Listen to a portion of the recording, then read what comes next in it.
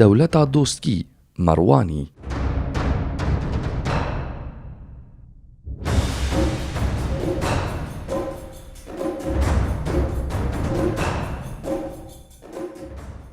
دەستپێکا سەد ساڵا دەهانە ئازایینێ ڕۆژێنە ڕەش و تاری ji کوردان re bixwara anî bûn. Ew heyam ji bo çarnivîsa Kurdan jî pir giring bû. Çûngo gerek bû Kurd biçûna pêş û xwe bidana beytandin. Wî çaxî pevçûn û şirên di navbera hoz û hêzên cihêreng de serdest bûn. Kurd neçar mabûn golî dijî hemdaniyên Ereb şer bikin. Êdî li gel mervaniya gobiriya zewacê çûbû serî û hewldanên aştîkirinê jî têkiliyên hemdanî û Kurdan li heremên Mûsilê û Mezopotamyaya jorîn aloz bibûn.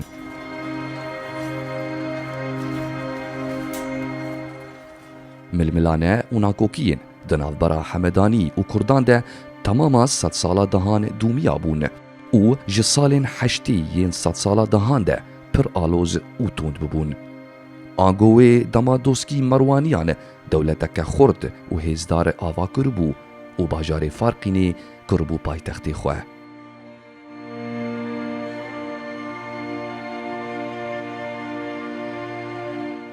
Dewleta Dostkî Merwanî heremeke berfireh a Kurdistanê xistibû jêr hikimdariya xwe. Nemaze, Amed, Farqîn, Cizîrabotan, Nisêbîn, Ruha, Heran, Xerzan, Bedlîs, Yeldoya li Bakurê Mûsilê û Cizîra Sûryaya îroj ji Feratê heta Dicleyê, ago îro roj deverên Serêkaniyê Dirbêsî, Amûdê, Qamişlo û Dêrikê li xwe digire.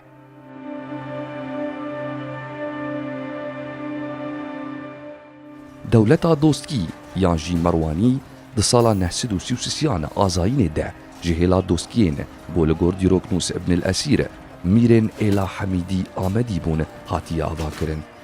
Wekî din hîn Dîroknûs dibêjin got dostkî ji êla harbextiyan in, got niha li herêma Şêrwanê ya di navbera hîzan û sertê de dijîn.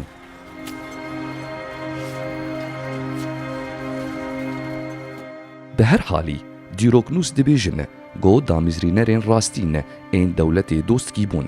Nemaze piştî gobadê dostkî bû serwerê dewletê. Bad ew çend hêzdar bû got karî bû deselatiya xwe di sala 956 de rûnîne û di sala 959 de sînorê hikimdariya xwe bigihîne Milazger û Makoyê. Wî her wiha bajarê Şapazê ava kir got paşê Sêfidînê Şahê Adil birayê Salaheddînê Eyyûbî navê wî bajarî kir Adil Cewaz.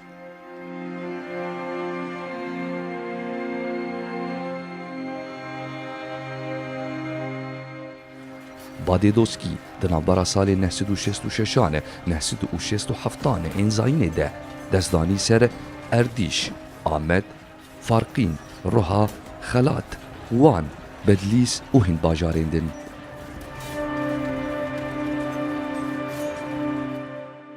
Her wisa mîrên Heskîf, Cizîrabotan, Sirûc û Nisêbînê û hin mîrên din serî li hember wî danî. Badê Doskî bajarê Amedê kir paytextê xwe. Hêza wî xurttir bû û payeya wî bilindtir bû.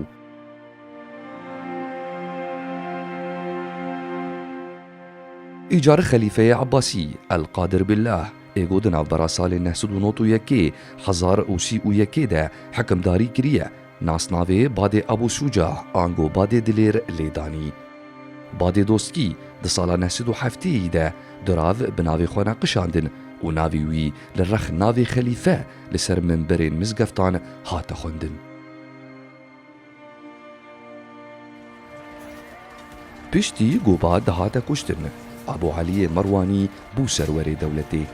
Ji ber vê sedemê hin Dîroknûs ji destpêka deselatdariya Mîr Ebu Aliyê Merwanî ve navê dewleta Merwanî li dewleta Dostkî dideynin. Li gel got dewleta Merwanî berdewamiya dewleta Dostkî bû, ne dewleteke cuda bû wekî got hin kes angaş dikin.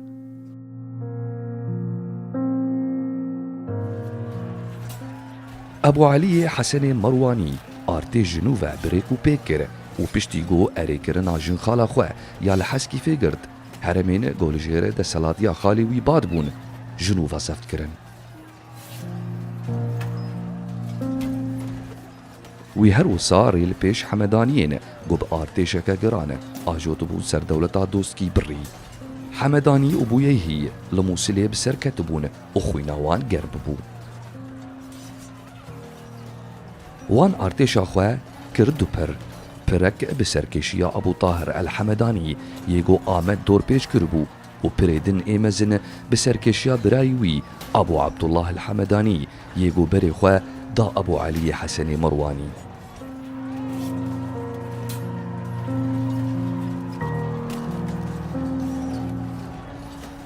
دوی شریده کرد بخورتی بسرکتن و حمدانی تیک چون تو کردان سرکش حمدانیان ابو عبدالله الحمدانی بدیلی گرد ترسا حمدانیان جوه که بو گو ابو علی تولا خالی خواه باد دوسکی هلینه و ابو عبدالله الحمدانی بکجه نمازه گو حمدانیان به ترمه پاد لیستبون و پچکا مایی ایالاشیوی خاج کربو و پاشه سری دست و پینوی جه کربون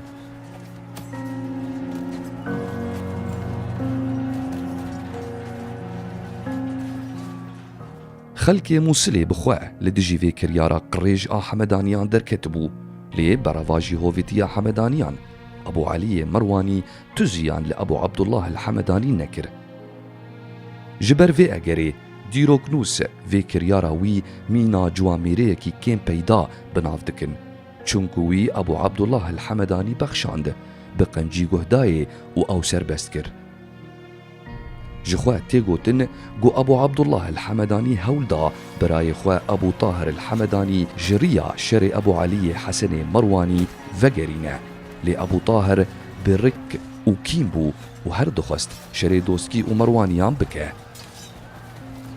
ويجاري شر الفارقين قومي هر دو آلي كتن جنگا گران آبي ايمان هزين كردان حمداني تيك برن حتى نسيبيني دان سر پشتاوان و ابو عبدالله الحمدانی دیسا بدلی گرتن کردان و جارجی ابو عبدالله الحمدانی نکشت خلیفه فاطمی یه مصری نافبرکاری کر داگو ور سربست کرن و پاشه او کروالی باجار سوری یه سوریایا دیرین پشتی و سرکفتنی ابو علی حسن مروانی دسلاتیا خو برفرح کر و هرمین لجیر سردستیا خو هیمن آندن او زفت کرن ویجی آمد کر ناوندا دسلاتاریا خو دوی ناو بریده بیزانسان کی ساخول کشتنا باد دوست کی و مجلبونا ابو علی مروانی بشر حمدانیان آنی و خستن براوین باکوری ینگولاوانی داگر بکن بیزانسان پیمانا خواه یا گو لگل باد دوسکی امزه کربون بطال کرن امپراتور بیزانسان پاسیل هلمتک لشگری بره و بر داگو ملازگر خلات عادل جواز و اردیش داگر بکه وی دمکی هرم دور پیش کر لیبل کردان خورا گرد حتا گو ابو علی مروانی بلشگرکی گرانه دا سروان و پشت لبیزانسان شکاند بیزانس هیویش کستی و دستوالا داگریان و نچارمان گو داخوازا بردوام کرنا پیمانا بری و راگهاندنا آگر بستکه 10 سالی بکن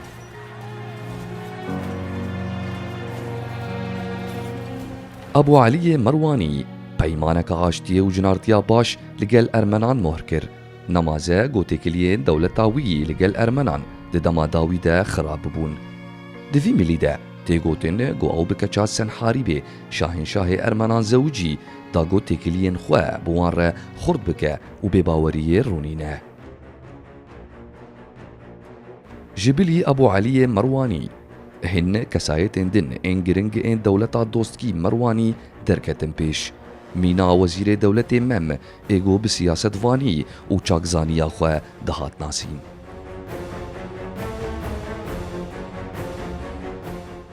مم ولات بزانتي بريفدبر وحتى كشتنا أبو علي مرواني تصالا نحسدونوت وحفتان آزاين دا مم هر وزيري ويبو لغورغوتنا ديروك نوسانه أبو علي دا انجاما كومبلوية كده دما گو خوش داوتا خورا آمدد كر هاتا كشتن کۆمپلۆ لەسەر دەسەڵاتداریێ و دەستانینا سەر ئامەدێ هاتبوو گەڕاندن. ئەبوو عەلی دخواست مەڕڤانتیە حەمدانیان بکە. وی خوازگینی شاندن نک میرێ هەمدانیên حەلەبێ یê bi navê Ebûlfedâil کوڕێ سەعد الدەولە کوڕێ سەیف الدەولە الحەمەدانی û خوشka wî Mîrbanoya bi navê Sitt-Nas xwest. Ebûlfedâil daxwaza Ebû Elîyê Merwanî erê kir û خوشka xwe dayê lêbelê gavamîr Ebû Elî bi zemawenda xwe xêrîk bibû. Hên kesan ew di sala 1907 de kuşt. Zewac neçû serî û bûk vegeriya Helebê.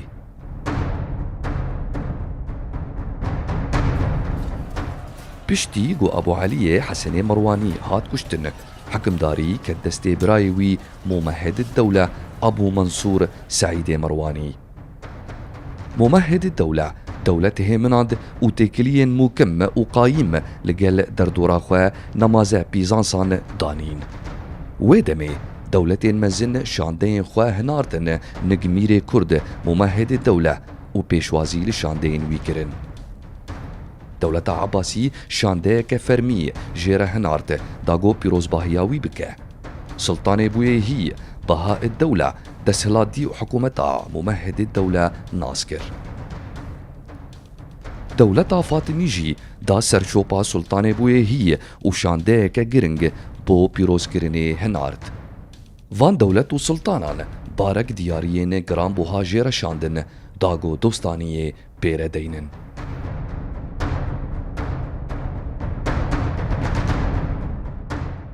Mumehhed-id-Dewle her wisa civînek li gel İmparatorê Pîzansan li nêzî farqînê pêk anî û rewş û têkiliyên her du dewletan gotûbêj kirin. Ev bûyer û qewamên got me behsa wan kir nîşaneya hêzdarî û zaliya dewleta dostkî Merwanî a di dema Mumehhed-id-Dewle de bû. Mumehhed-id-Dewle Amed vegerand jêr siya dewleta dostkî. Çünkü piştî kuştina Ebû Elîyê Merwanî Amed ji dewletê veqetiya bû.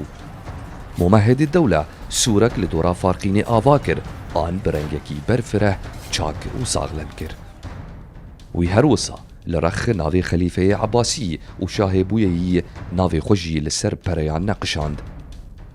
Ji xwe nîmoneyên van pereyên got li farqînê hatibûn neqişandin li Mozxaneya Stenbolê hatin nîşandan.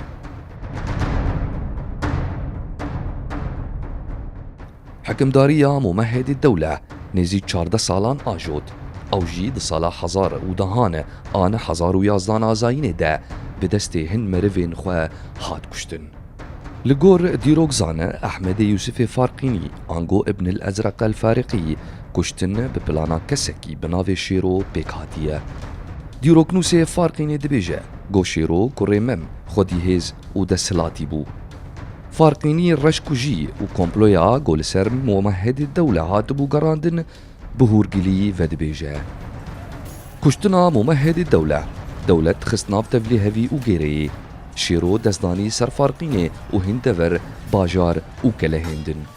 Her wisa tê gotin got desthilatiya wî giha keleha Tanzê ya Botanê. Xoca Ebûlqasîmê Esfahanî got Ebû Elîyê Merwanî ew kiribû waliyê Xerzanê û heta heyama Mumehhed-id-Dewle pêweriya xwe dewam kiribû û paşê bibû wezîrê dewletê û bi nasnavê Şêxê dewletê hatibû nasîn.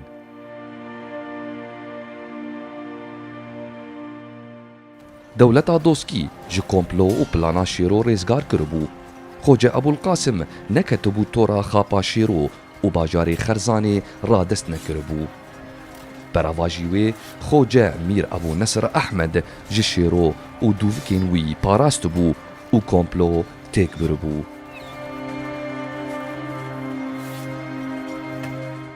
Dîrokzan Ehmedê Yûsifê Farqînî dibêje got Mîr Nesr-id-Dewle Ehmedê Merwanî bû serwerê dewletê. Farqînî her wisa rola Xoca Ebûlqasîmê Esfahanî di vê yekê nîşan dide. Farqînî balê dikişîne ser êrîşa li dijî Farqînê jî û rêzgarkirina wê ji nav pencên Şêro û hevparê wî Ibn Felyûs ê got bi her awayî hewl da got êrîşê asteng bike.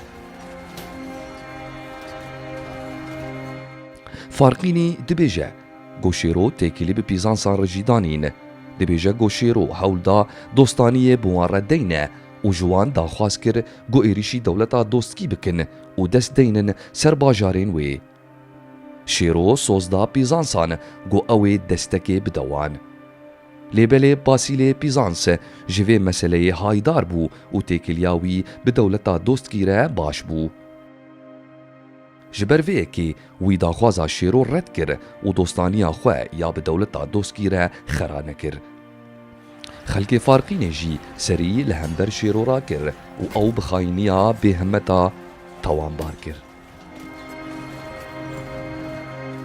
وی هلوستا گل جی کاری میر نصر الدوله حسان کر و شیرو نچارما گوبر به حوالبند خواه ابن دومنا یل آمده و بروه پیره نصر الدوله دسلاتیا فارقین زفت کر و خوجه ابو القاسم اصفهانی بو وزیروی پاشه نصر الدوله کاری بو شیرو جی بکجه پایتخت خواه جنوبه بریکو پیک بکه و گلک مال و ملکین تالان کری وگرینه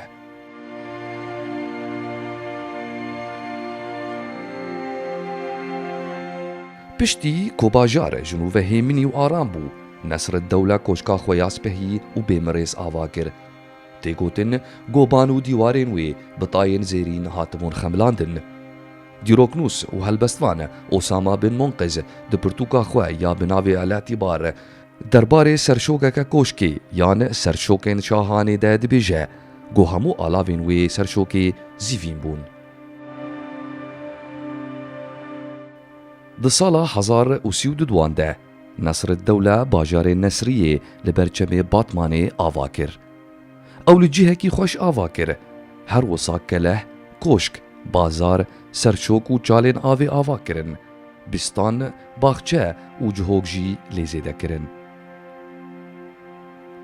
شخواه دیروکنوس فارقینی بحثاوان همو خالان دکه نصر الدوله پرک لسرچم باتمانه آوا کر گو حتی روژا ای روژ دناف گلده بناوی پرا مالا باده تیناسین و مزگفتک و خانک جی لیکرن وی هر وسا هن مزگفت و خان لسریا فارقی نصریه و لبر گنده باتره و باودین آوا کرن وی دم جمیره که مزن آب بناوی بنگامه جی لمزگفتا مزن آفارقینه چیکر نصر الدوله روبار و جهوکین آوا وخوارنه کولان و آو گهاند خلک فارقینه وی هر وها کلهک لسرسینوره دنابرا دولتا دوستکی و ارمنان لباکوره گولاوانه آوا کر کوسکین پاراستنه جی لکیلک دورین دولتا خودانین نمازه لسرسینوره بیزانسان چونکو ناکوکین لسر روحای هین لداربون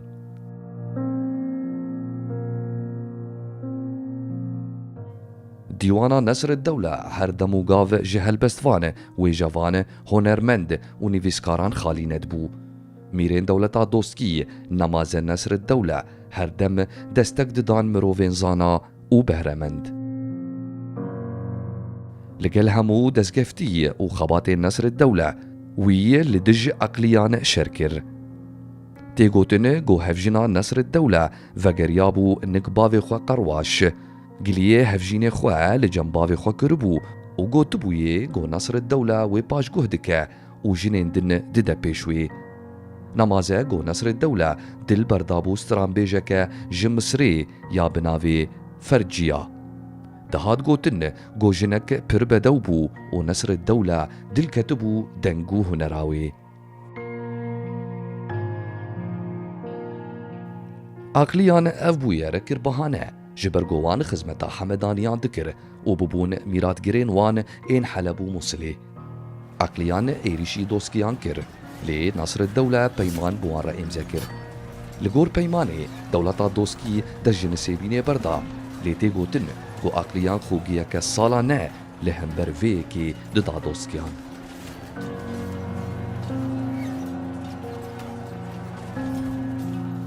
هجایی گوتنیه گو نصر الدوله گلک جاران هولدا لبر روحای بده اوه بپاریزه روحا لجیر پاراستنا دولتا دوستکی هیمینی بو و آرمی بو لێ لە گۆر دیرۆکنوس ابن الأسیر بەنی نومەیر پەیمان بە پیزانسارە ئیمزە کردبوون و گەلک جارانە هەوڵدا بوو پیزانسانە بەر بە ئێریشکردنا سەر دەوڵەتا دۆستکی یا کوردان بە بدەحفینن.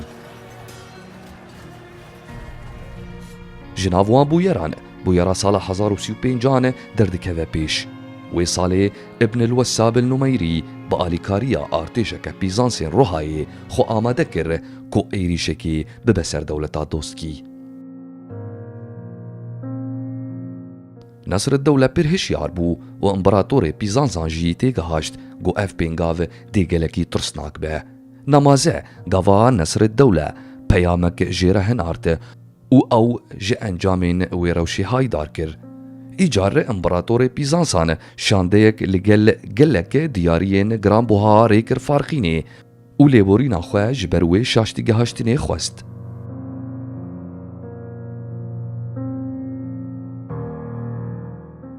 Amedekariyên Nesr Dewle û hazirkirina artêşê Benî Nûmeyr pêhêvî kiribûn û rê li pêş êrîşa wî ya ser dewleta doskî girtibû.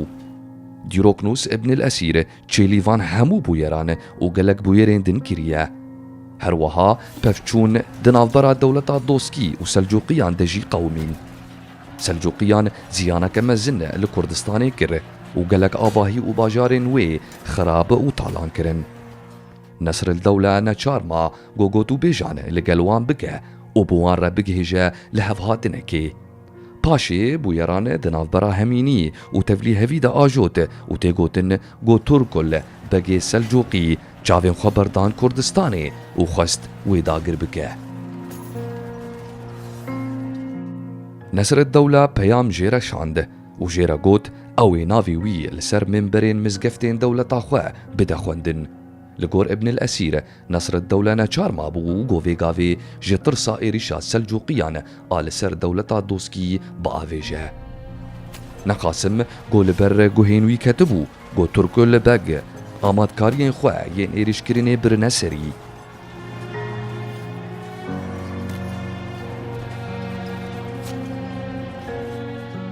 Ji xwe tu hevpeymaniyeke navxweyî ya Kurdan tune bû.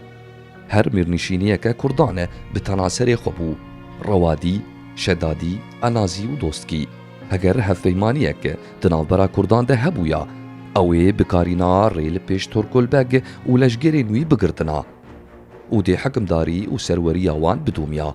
Selcuqiyan keysa xwe li vê bêbergaliya Kurdan anî û Kurdistan hino xistin bin serweriya xwe.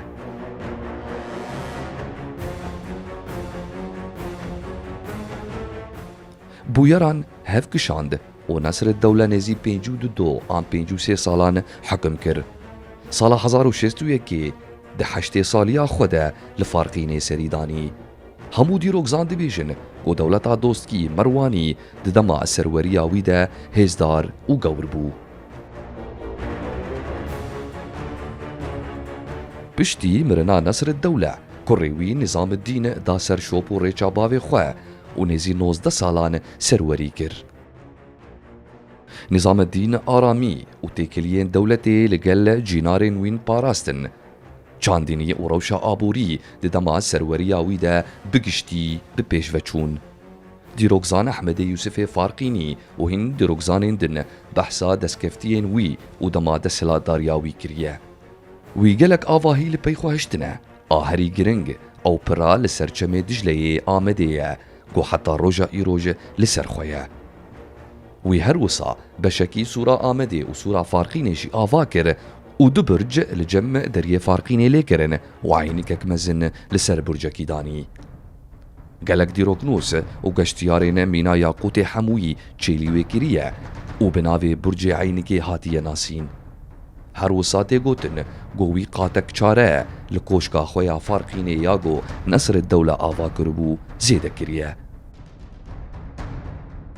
Piştî got rojê Nizamüddîn qediyan û mir, kurê wî Nasir el-Dewle Mansûr ket şûnê. Tê gotin got ev yek di sala 1800 de rû daye. Lêbelê Nasir el-Dewle ne bi tayê mîrên din ên dewletê bû, ne ew çend hêzdar û cî girtî bû, ne digiha bavê xwe ne jî kalkê xwe. Nasir el-Dewle bi wezîrê xwe Fexr el-Dewle bin Cuheyr re pevçû û di dawiyê de têk çû. Dewleta dostkî Merwanî bi vî rengî di sala 1668 de bi dawî bû. Di sala 1930 de Nasir-ed-Dewle dewlet dîsa vejiyand. Lêbelê zêde dûm nekir. Tê gotin gotenê 5-6 mehan dûmiya û hîn çavkanî dibêjin ku heta sala 1906 dewam kir.